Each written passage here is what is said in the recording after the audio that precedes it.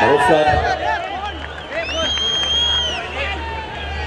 महाराष्ट्राचा आराध्य दैवत छत्रपती शिवाजी महाराजांना मानाचा मुजरा, महाराष्ट्र नवनिर्माण सेनेचे अध्यक्ष आपले सर्वांचे लाडके राजसाहेब ठाकरे यांना मानवंदना आणि सन्माननीय व्यासपीठ. सगळ्यांची नावं घेत नाहीत कारण खूप मोठं व्यासपीठ आहे. धन्यवाद. आणि माझ्या बंधू भगिनींनो, मातांनो, मला तुम्हाला भाषण द्यायचं नाही आहे, तर मला एक फक्त संवाद साधायचा तुमच्याशी. मी आज माझ्या आयुष्यातली पहिली सभा संबोधित करतोय, पॉलिटिकल सभा, आणि ती गोरेगावात करतोय याचा मला खूप आनंद आहे. कारण गोरेगावात आमची फिल्म सिटी आहे, जी माझं पोट ज्याच्यावर चालतं ते फिल्म सिटी, आणि तुम्ही लोक आहात ज्यांच्यामुळे माझं पोट चालतं, त्यांच्यासमोर मला सभा संबोधता आली याचा मला खूप आनंद आहे.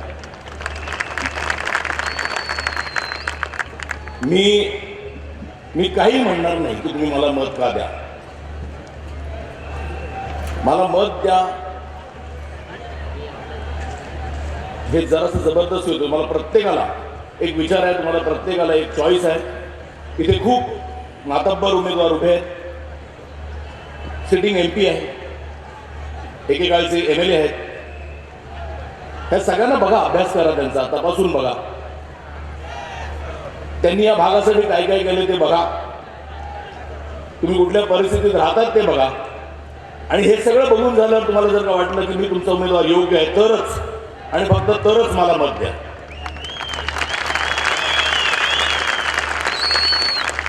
चॉईस असावाच लागतो. लोकांनी विचार न करता मतदान केलं म्हणून तुम्हाला 65 वर्ष असं वाईट सरकार मिळालेलं आहे.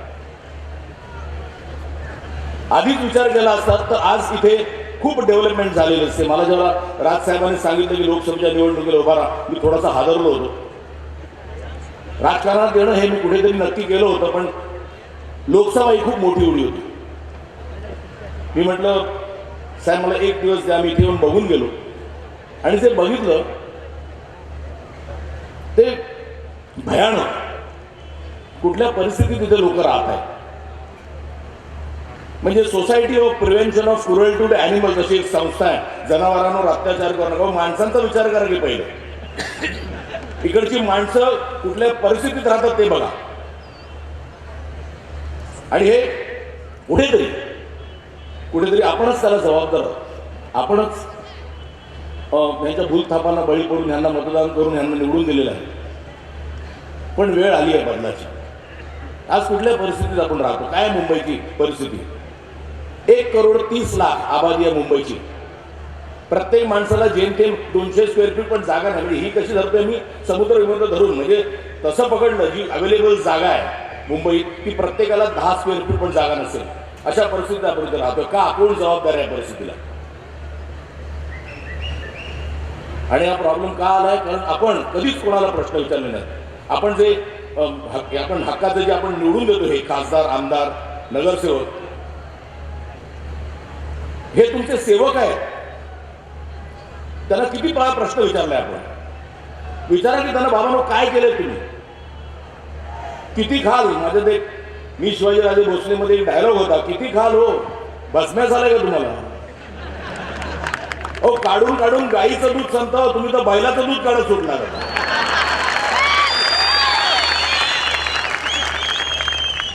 ही परिस्थिती आहे. आज आपली परिस्थिती ही आहे कारण आपण त्यांना आपल्यावर चालायला दिलं. म्हणजे एकदा एक असा मला थॉट आला, रात्री मी जेव्हा झोपलो होतो, असा एक थॉट आला. मराठी माणसाची जी ओढाताण होते असे दिसत होतं, आणि माझ्या मनात एक थॉट आला, लाज वाटते मला मी मराठी असल्याची. हा थॉट आला आणि मला खरंच वाईट वाटलं की मला हा थॉट का यावा, कारण मला माज आहे मराठी असल्याची, पण एकदा मला लाज वाटली मी मराठी असल्याची. आणि हाच विचार केला की हे जर का वाक्य छत्रपतींनी ऐकलं तर काय होईल. आणि त्याच्यावरनं मी शिवाजीराजे बोलतोय हा सिनेमा जन्माला आला. कारण मला वाटतं मराठी माणसाचं ताकद आहे, कर्तबगारी आहे, पण आपण सगळं सहन करतो. माझा सगळ्यात आवडता डायलॉग आहे, उठा आणि पुन्हा आपल्या धमण्यात खळवा मर्द मराठ्यांचं सळसळ करत. ठाकूर, सरदार, राजपूत, याचबरोबर घाटी हा शब्द सुद्धा आदराने बोलायला हवा सगळ्यांना.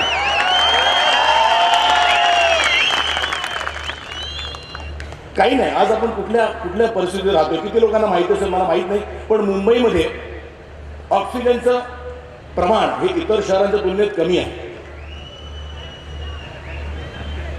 त्यामुळे मुंबई, आणि हे सायंटिफिक कारण आहे, तर काही हे अचानक झालेलं नाही. आपल्या मुंबई डेव्हलप करता करता इकडची झाडं तोडलेली आहेत. न्यूयॉर्क सारख्या शहरात एका माणसाला 5 झाडं एवढं ॲव्हरेज आहे. मुंबईत एका झाडाला 10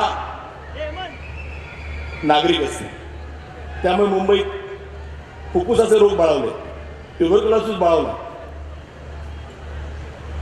मुंबईत जर का ट्युबरक्युलोसिसचं प्रमाण बाहेर आलं तर आपण हादरून जाऊ.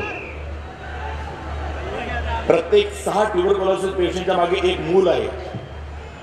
कारण इतकी वर्ष राहून आपण मुंबईत, आपल्याला सवय झाली, आपण इम्युन झालो.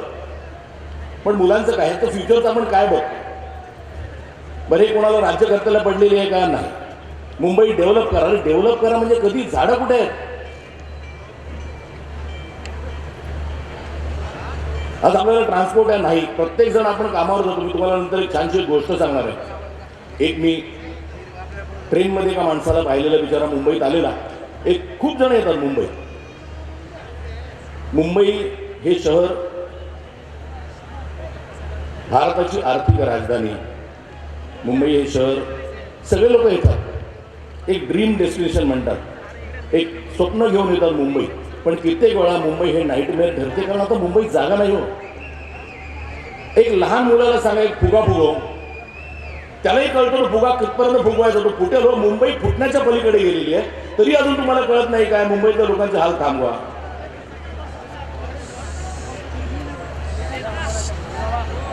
हे सगळे प्रश्न जे मला पडतात ना, ते तुम्हालाही पडणं खूप गरजेचं आहे. आज शिक्षणाचं म्हणजे काय झालंय, मुंबईत श्रीमंत होते आणि गरीब गरीब होते. आज तुलना आहे का? आज एका गरीबाचा मुलगा ज्या शाळेत शिकायला जातो आणि त्याची कॉम्पिटिशन एका श्रीमंत मुलाशी आहे, मग ह्यांनी कायम गरीबच राहावं का? त्याच्यासाठी काय केलंय या सरकारने? शिक्षण मोफत असायला नको का?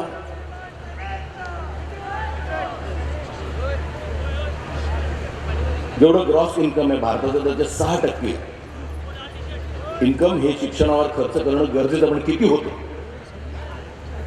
काय करायचं आपल्या मुलांनी? आज जागा नाही हो मुंबईत. जागा मी म्हणतो कसं असतं की ह्यांना वाटतं की राजसाहेब म्हणतात की आता लोंढे थांबवा, त्याच्या मागे त्यांची भावना लक्षात घ्यावं. आज आपल्याकडे पाण्याचा प्रॉब्लेम आहे, आज ट्रान्सपोर्टचा प्रॉब्लेम आहे. पाण्याचा प्रॉब्लेम सांगतो किती वेळा, 2 तास 1 तासाचं पाणी येतं. आज ज्यावेळेला एक माणूस ह्या मुंबईत येतो आणि सेटल होतो, त्यावेळेला तो तुमच्यापैकी 6 बादल्या पाणी कमी करतो. वर्षाला 1.5 लाख लोक मुंबईत सेटल होतात.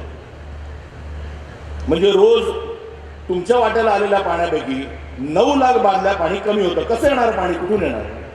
कुठून देणार कॉर्पोरेशन तुम्हाला? कॉर्पोरेशन काय तलाव खिशात घेऊन फिरत नाही आहे. हे गव्हर्नमेंटला कधीच कळलं नाही का? वेगवेगळी शहरं डेव्हलप करा, जिथे लोक जाऊ देतील. जसे मुंबईत येतात एक स्वप्न म्हणून, आणि मग आपण म्हणतो की मुंबईत गुन्हेगारी वाढली, मुंबईची पॉप्युलेशन वाढलं, पण मुंबईचे पोलीस वाढले नाही. मुंबईचे पोलीस तेवढेच आहेत आणि सलाम आहे त्यांना की 1,30,00,000 लोकवस्ती असलेल्या शहराला हे 50,000 पोलीस बिचारे जीवाचं रान करून सांभाळायचा प्रयत्न करतात.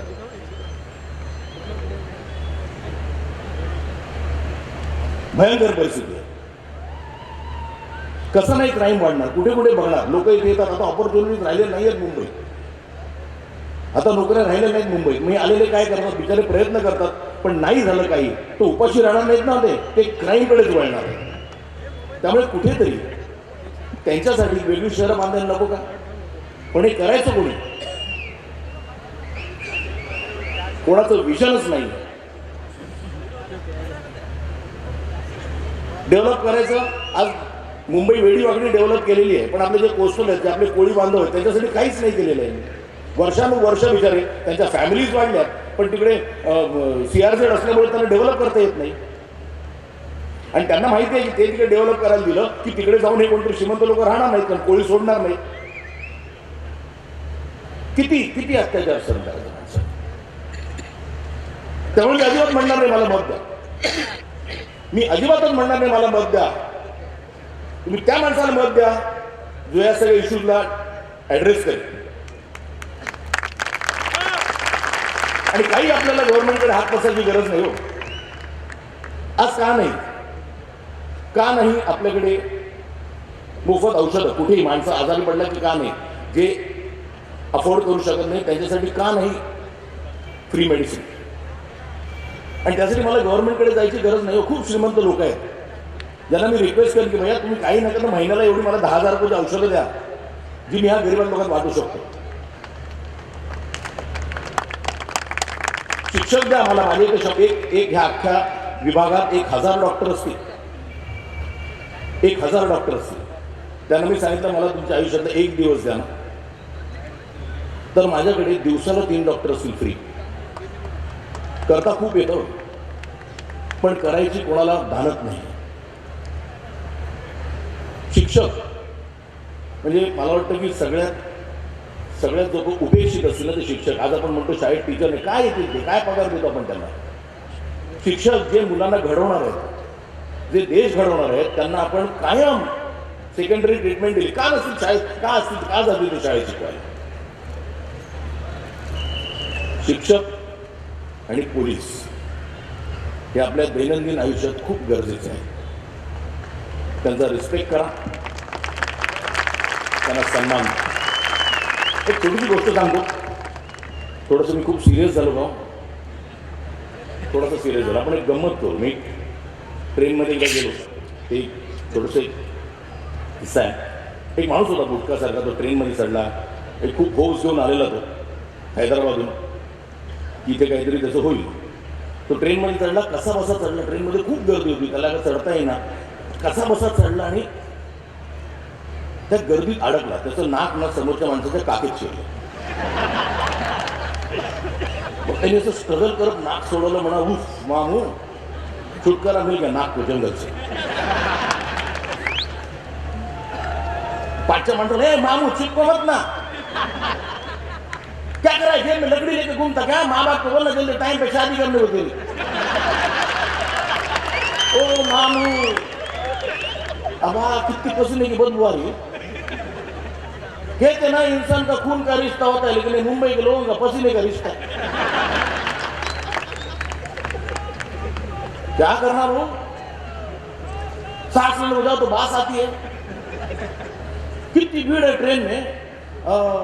और दिल्ली की भाई उसको कुत्ते बिल्ली की बड़ी है. उसको बोला इधर आके देखो इंसानों की हालत कुत्ते बिल्ली से बदतर हो गई है. क्योंकि स्ट्रेट आंख को मारो मत, स्टरलेस करो, मतलब उनकी नजबंदी करो. मामू उनके दिमाग को स्टरलाइज करो. ओ हे मामू पैर पे पैर मत दो ना. मैं अभी अपने पैर पे खड़ा रहा, दूसरे पैर पे पैर देता है. अबे गेंडे गधे क्या कर रहा है तू. तो तेरी शेदर के मानकर चलो. तुम सोचते हो गेंडे को गेंडा बोलने की डेयरी कहां से आई मेरे पास. आएगी बैंगन की डेयरी. इसको सर खुजाने का रहा तो हाथ उठा के सर खुजाने के लिए जगह नहीं, मारेगा क्या बैंगन है. फिर बताओ मामू कि डिब्बे की कैपेसिटी क्या होगी. ज्यादा से ज्यादा 100 लोगों की. शर्त लगा के बोलता हूँ 300 से 1 आदमी कम रहेगा. पहले ना मैं भीड़ को देख के डर ही जाता था. सवेरे ना अर्ली मॉर्निंग में जाके वीटी स्टेशन पे खड़ा रहता. जैसे पीक आवर्स में ट्रेन आती थी, लोग उतरते थे ना, मैं भाग के ट्रेन में जाता था यही देखने को कि 4-5 आदमी तो मरे हुए दिखेंगे. लेकिन मुंबई के लोग मरते नहीं ना. कैसे जीते होंगे बोला, सांस लिए बगैर. मामू ये अपने मिनिस्टर वालों कभी ट्रेन में ट्रैवल किया है क्या, सफर किया. वो सफर करेगा ये. अपने रेलवे मिनिस्टर को बोलो दादा से बदला वो 2 बार चक्कर कटा. देखो पिछोड़ा भटके दरवाजे हो जाएंगे.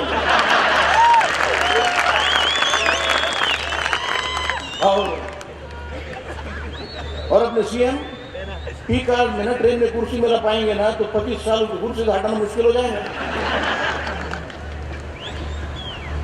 छान गोष्ट नसतं, खूप आहे पुढे, पण आपण एवढे तर थांबूया. मला आवडलं तुम्ही हसला ते, मला आवडलं तुम्ही हसला ते, कारण ती एक ब्लॅक कॉमेडी आहे.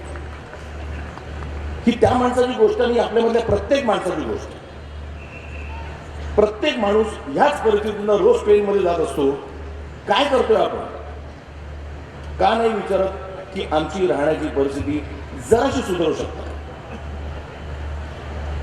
मी तुम्हाला कुठलंही प्रॉमिस द्यायला इथे आलेलं नाही. मी तुम्हाला फक्त एवढंच सांगायला आलं, माझ्याकडे जादूची कांडी नाही आहे. पण जर तुम्हाला वाटलं मी लायक आहे, जर तुम्हाला वाटलं मी खासदार म्हणून तुमचा प्रतिनिधित्व करण्यास लायक आहे, तर मला वोट द्या. एक सांगतो, जे 65 वर्षात झालं नाही ते करून दाखवायचा नक्कीच प्रयत्न करेन.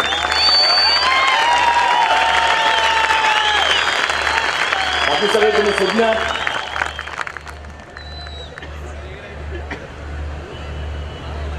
माझे एवढे तरुण बांधव आहेत त्यांना पण मी सांगतो की हळूहळू का होईना पॉलिटिकली ॲक्टिव्ह व्हा. या पॉलिटिक्समध्ये थोडंसं आपलं आपली अख्खी पॉलिटिकल सिस्टमच म्हातारी झाली आहे, ती जराशी तरुण करूया. बाकी 24 तारखेला लक्षात ठेवा, ह्या वेळा फसलात ना तर पुढची 5 वर्ष भयंकर आहेत. कारण आता परिस्थिती आहे त्याच्यापेक्षा खालावलेली चालणार नाही. विचार करा, चांगलं मत द्या. आणि मला कुठेतरी एक आशा आहे की लोकसभेची निवडणूक खूप महत्त्वाची आहे. जराशी आपण मेहनत करू, कारण नंतर विधानसभा येते. आणि थोडी मेहनत केली तर माझं एक स्वप्न आहे, जे तुमचंही आहे, की एक दिवस विधानसभेवर महाराष्ट्र नवनिर्माण सेनेचा भगवा झेंडा फडकलाच पाहिजे. आणि या राष्ट्राचे मुख्यमंत्री आपले सर्वांचे लाडके राजसाहेब ठाकरे झाले. आज तुम्ही तिथे उभा आहे, तुमच्यासमोर ही निवडणूक लढवतो, ती मी तुमच्याच ताकदीवर लढवतो. तुमची ऊर्जा मला हवी आहे, तुमची ताकद मला हवी आहे. मी उभा आहे, बस फक्त पाठीवर हात ठेवा आणि लढ म्हणा. धन्यवाद. जय हिंद, जय महाराष्ट्र.